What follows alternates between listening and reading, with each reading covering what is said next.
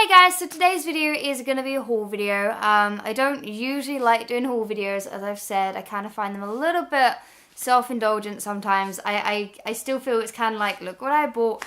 But I went to Westfield Shopping Centre in London, which I don't go to that often, and I got a few things, mostly books, but I figured I would just show you what I bought in case you cared, so... I'm not very good at this thing, am I? Firstly, I went into Forever 21. I didn't actually get that much because I always end up buying loads when I get into Forever 21. But these are absolutely lovely. The first thing I got were these, like, sweatpants. Can't get them right around. These sweatpants are just gorgeous. I just love the print of them. I haven't gone out in them, believe it or not.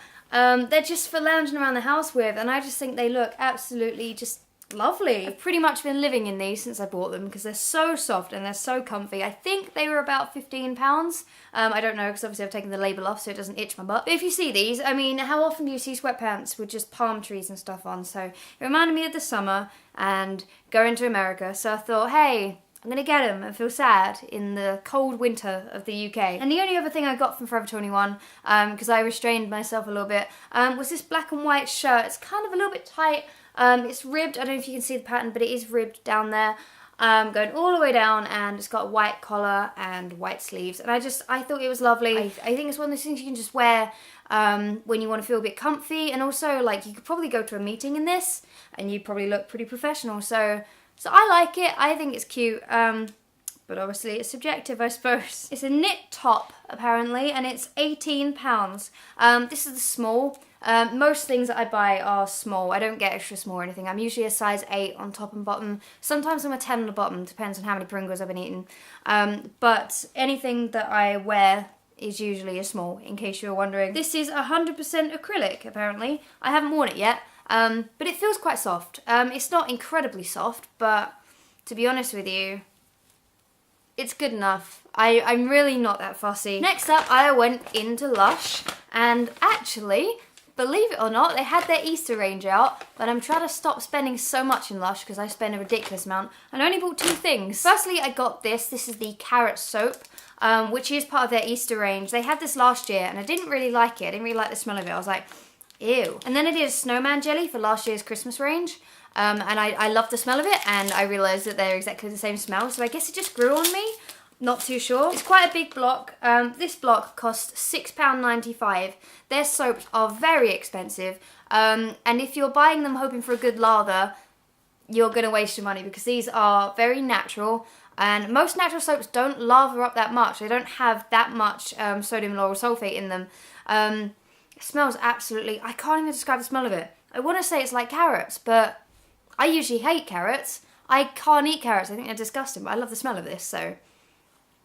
if I like it, you'll like it. The other thing I got was another block of soap, and this is actually for my dad because I've managed to convince him that Lush is nice, and he went around smelling the soaps, bless him, and he said this was his favourite smelling one, so I bought him a block. This is the Miranda soap. Now, if I remember correctly, this is quite citrusy. It's not that citrusy, I was completely wrong.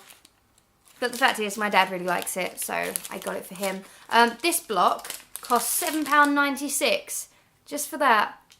Nearly £8 for that block, so that's why I'm trying to cut down on Lush stuff now, because I'm trying to save up to get my own house eventually, and if I keep buying all this Lush stuff, that's not going to happen. There will still be like occasional Lush hauls and stuff on this channel if I get a bit excited when I'm in Lush, but there'll probably be less than there have been. So next up, I went into a store called Cath Kidston. If you don't have a Cath Kidston near you, it's basically a posh store full of purses for middle-aged ladies. But if you're like me, a middle-aged lady, then you will like that store. I went in there because a couple of days before I'd gone in and I'd seen this purse that I really liked, which is this one, and it has got so much card space, it's unreal. Like, I'm going to count how many card slots there are in this because I have so many cards and I've never seen a purse have this many slots. 9, 10, 11, 12, 13, 14, 15, 16. And then you come to the zip pocket and there's more. So you're looking at around 26 card slots in this purse, and I just think that's amazing because most purses I've ever had always had like 5 slots and you have to put like 3 cards in each slot and then you're losing all your cards and you're holding everyone up at the till and hashtag relatable stuff. So you have a little slot on the back. I assume that's where you dump receipts, because that's something I would do. And in the zip pocket, not only do you have all these card slots, you have a big slot there for notes. You have another slot there for notes. I think actually I might have counted the amount of card slots wrong. I think there's only 24, but that's still a hell of a lot of card slots. Also in the zip area, there is another zip area, which is what I assume is for coins. Another little one there. Looks a bit like a flowery vagina. Why would I say that? And then in the main area, like I said, you have all these slots for extra notes and receipts and things like that. So basically, it's got a lot of storage in it. The downside is the price of this. This purse, this plastic, non-leather, kind of fabric-y thing, £38. And that's a lot for a purse. I have never paid so much for a purse. The only reason I did is because I know this is going to last me a long time and I really needed the card space, but I just wish that was cheaper, because I do think that is a rip-off. I know that Cath Kidston is kind of designer, but for a purse? Come on! So then I went into Topshop and I only bought one thing, which is like a record for me. I'm doing good with the cutting down on spending, says the person who went to Westfield to buy things. I bought a phone case, which sounds really anticlimactic. This is by Skinny Dip, and it's for the iPhone 6, and there are no nice cases in stores for iPhone 6s, none at all. I usually get cases from Paperchase, but they are just letting me down on the iPhone 6 front. There are just none that I like. They're all just really rubbish designs. And I saw this, it's clear, it's got pineapples on it, it's gold, and I fell in love with it, and I've been waiting to make this video so that I can put this on my phone. Ooh, there we go. I like it. I think it looks cool. Obviously, it's a much harder case now, so I don't know if that's gonna be good when I drop my phone, because I always drop my phone. It's good because all of the bottom is uncovered, unlike on this one where it was all sort of like cut out holes. Although this is already cracked. I know you can't see it, but like on the side, like near my volume keys, the plastic is already snapped in two. And now it was like that before I got it out of the packet, so that's not good. And finally we move on to my favourite store in Westfield, Foyles the Bookshop. Yeah, I bought a lot of books because some were 3 for 2, and I also have this really weird interest in something which I will talk about in a second, and I have to buy every book to do with it. It's weird. I'm just preparing you for that. So in this bag I have 3 books. The 3 I have in this bag are all young adult fiction. The first one is called Juvie, and it's by Steve Watkins. I want to say I haven't read any of these yet, obviously. They're still waiting in the bags, waiting to be read until I'd made this video. I'm just going to read the bit on the back for every book that I've bought so you guys know what it's supposed to be about. Sadie has always been the responsible one, not like her older sister Carla. Caught up in a drug deal, wrong place, wrong time, Sadie has to take the blame to keep Carla out of jail.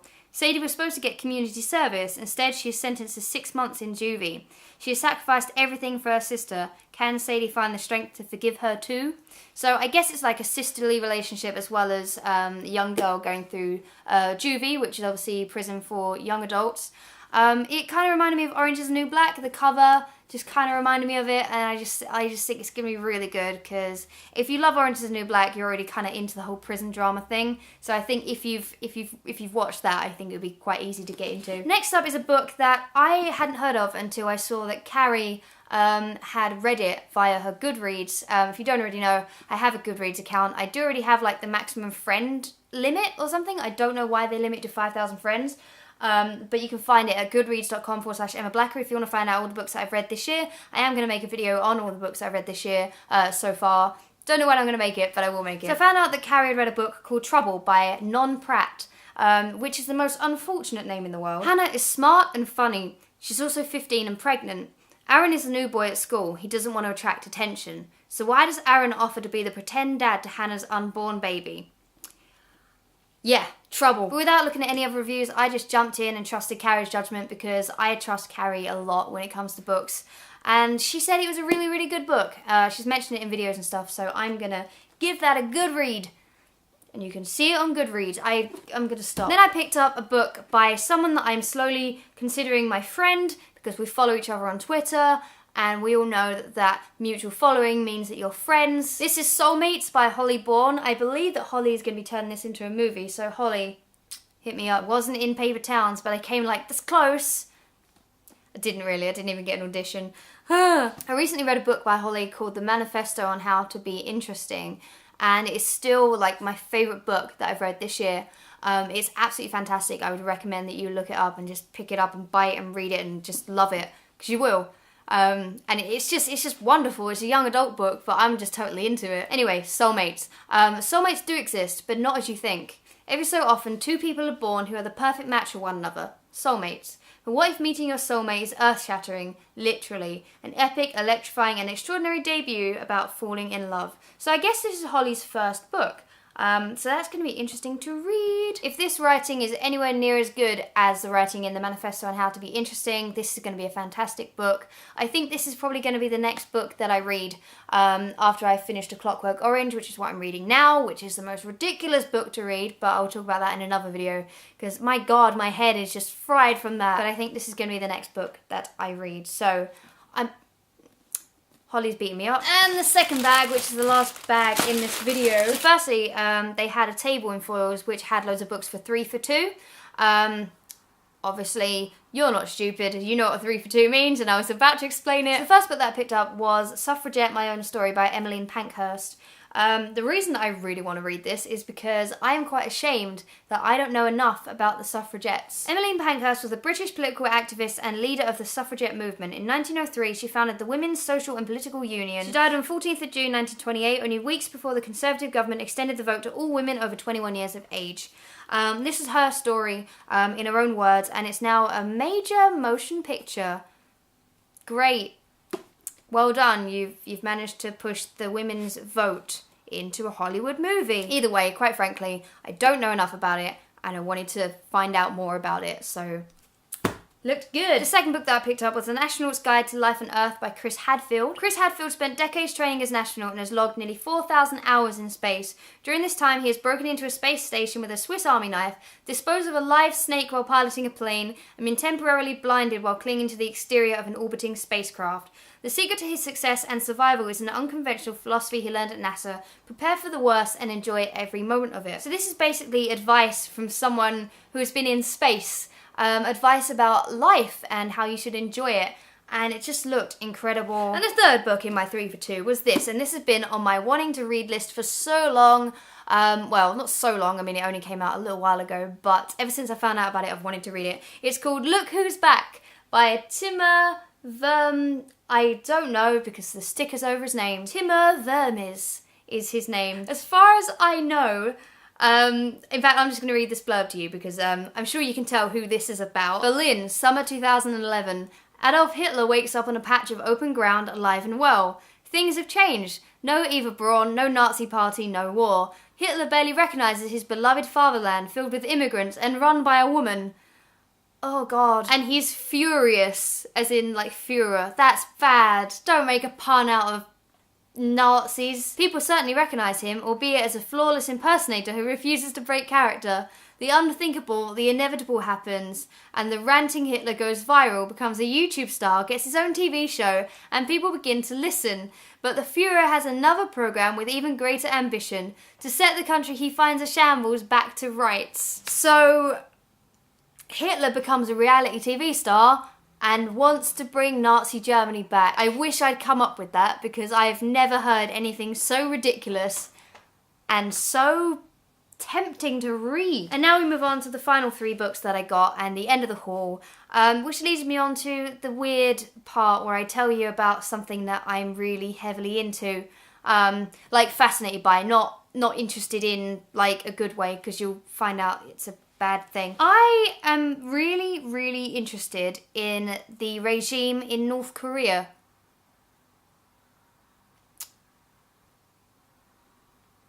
I'll give you a minute. I'll give that a minute to sink in. Since I found a YouTube video of a North Korean defector, which is someone who has fled the country, ever since I watched a video of her talking about her experiences with North Korea and how horrible it is to live there, I started looking into websites like Amnesty International and started finding out other things about North Korea, which I didn't even know about. So many people don't know what is going on in North Korea.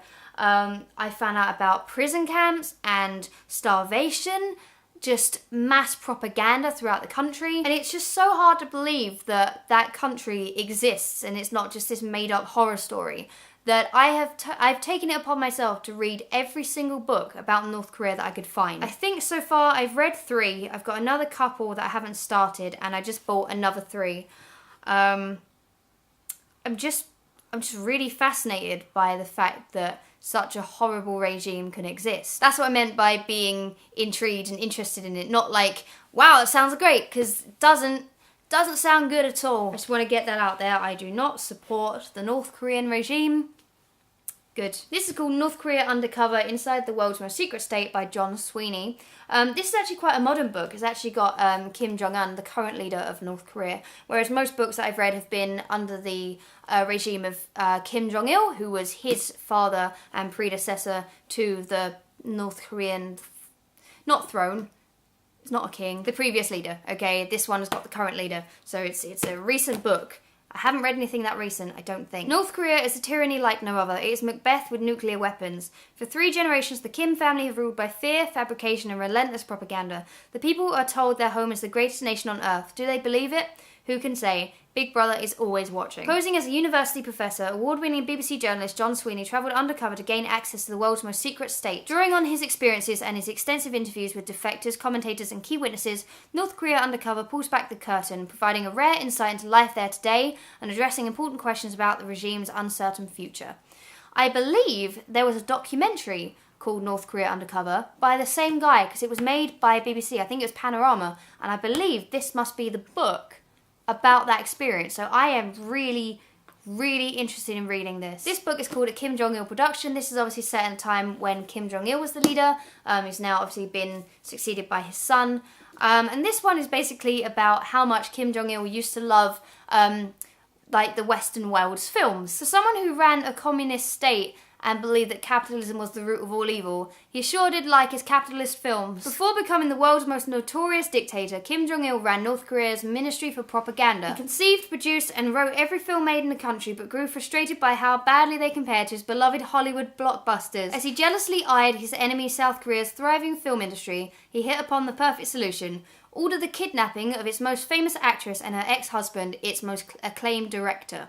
So basically, Kim Jong-il really liked South Korean films, so he kidnapped a South Korean actress and her ex-husband, who was their most well-known director.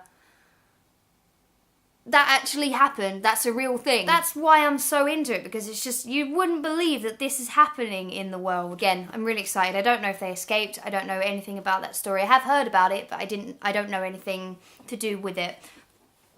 Big fish, little fish, North Korea. Not going to do that. And finally, I got this, which is The Real North Korea: Life and Politics in a Foul Stalinist Utopia by Andrei Lankov. This is fully updated and revised, you'll be glad to know. I believe this is more of a factual kind of book, talking about how the country was sort of founded after the Korean War, how the regime was founded under Kim Il-sung, who was the original leader, who's still known as the eternal leader. His dead body, he died in like 1991, 92, no, 94 I think it was, and his dead body is still in a mausoleum, and people still have to pay their respects to his dead body because they have to perceive him as a god. So I believe it goes from like sort of the beginning to like present day. So this, like I said, this is more of a factual one. This is more like non-entertainment. Not that these should be considered entertainment.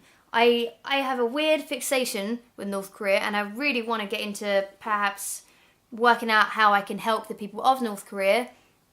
Don't know how I can without getting kidnapped, but this is more sort of just background research. So that is the end of the haul. I'm sorry this video was so long. When I get talking about North Korea, I'm all over the place. I will just chat for hours. I hope this video was fun and enjoyable, sort of. Just telling you what I bought. But anyway, if you did like this video, feel free to give it a thumbs up. Make sure you subscribe to Boxes of Foxes. I also have a new gaming channel, which you can find there. It's called Bodie Boots, if you don't want to click on the annotation or if you're on mobile. And I will see you guys very soon. And by very soon, I mean, I don't know,